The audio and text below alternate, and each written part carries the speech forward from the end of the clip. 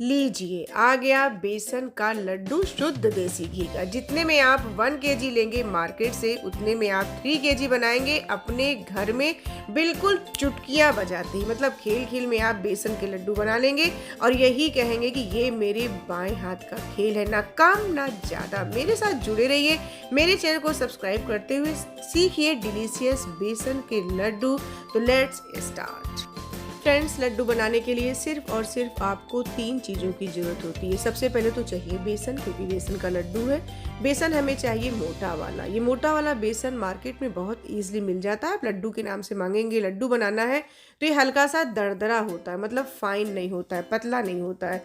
तो सबसे पहले लेना है बेसन। यहाँ मैंने 1 बाउल लिया है बेसन और लिया है बूरा। पीसी हुई चीनी का अगर आप यूज़ ना करें तो ज़्यादा बेटर होगा।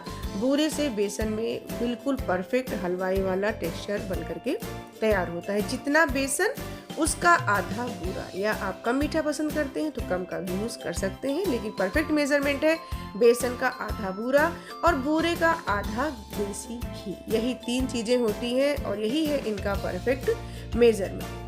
अगर आप 1 केजी बेसन ले रहे हैं तो ½ केजी आप बूरा ले लीजिए, या आपको कम मीठा पसंद है तो थोड़ा सा आप कम भी कर सकते हैं। और करीब 250 ग्राम तक आपका यूज़ होगा देसी घी। देसी घी को एक साथ फ्राई पैन में आप नहीं डालिए। मैंने यहाँ कम क्वांटिटी में चीज़ें ली हैं, देसी घी ऐड किया है पैन में। बस देसी घी मेल्ट हो जाए। 2 चम्मच देसी घी मैंने उसी में बचा करके रखा है, एक साथ मैंने नहीं डाला है। मेल्ट हो, बिल्कुल हीट नहीं होना चाहिए, अदरवाइज जब आप बेसन डालेंगे तो बेसन आपका जल सकता है। बस मेल्ट घी में ऐड कर दीजिए आप अपने बेसन को। छोटी छोटी बातें हैं, लेकिन यही आपके लड्डू को बिल्कुल परफेक्ट बना करके तैयार करेंगी। ऐड कर दिया है मैंने यहाँ पे बेसन, और अब इन्हें तब तक भूनिए जब तक कि बेसन का कलर चेंज ना हो जाए। मैं इस लड्डू में किसी भी तरह का कोई कलर यूज़ नहीं कर रही हूँ, और अच्छी वाली खुशबू आने लगे। जब बेसन पक जाता है या भुन जाता है तो अपने आप ही बहुत बढ़िया खुशबू आने लगती है कि हाँ, बेसन हमारा पक चुका है। आपको इन्हें भूनना है बेसन को लो टू मीडियम फ्लेम पे, हाई फ्लेम पे नहीं भूनना है, अदरवाइज ये जल जाएगा। कंटिन्यूअसली आप इसे चलाते रहिए और बढ़िया से भूनते रहिए। पका है या नहीं पका है ये चेक करने के लिए आप लास्ट में थोड़ा सा पानी के छींटे भी दे सकते हैं। जब बबल्स आने लगे तो समझिए कि आपका बेसन पक करके तैयार हो गया है। वैसे कलर बिल्कुल चेंज हो जाता है, खुशबू काफ़ी अच्छी आने लगती है, तभी पता चल जाता है कि बेसन हमारा पक चुका है। हमने एक साथ घी का ऐड नहीं किया था, थोड़ा सा घी हम बीच में भूनते हुए 1 टेबल स्पून तक ऐड कर।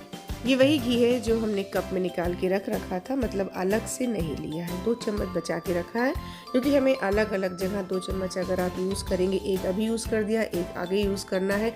इससे आपका लड्डू बिल्कुल परफेक्ट हलवाइयों जैसा घीदार, जैसे उनका घी लगा हो तो लगता है कितना सारा घी है, उसी तरीके से बिल्कुल बन करके तैयार। और बेसन जब पक जाता है तो वो घी छोड़ने लगता है, मतलब घी अलग होने लगता है बेसन से। तो ये भी एक पहचान है कि आपका बेसन पूरी तरीके से पक करके रेडी हो गया है। अगर अच्छा लगे, मेरा बताने का तरीका आपको समझ में आए, तो प्लीज़ प्लीज़ प्लीज़ कर दीजिए मेरे चैनल को सब्सक्राइब।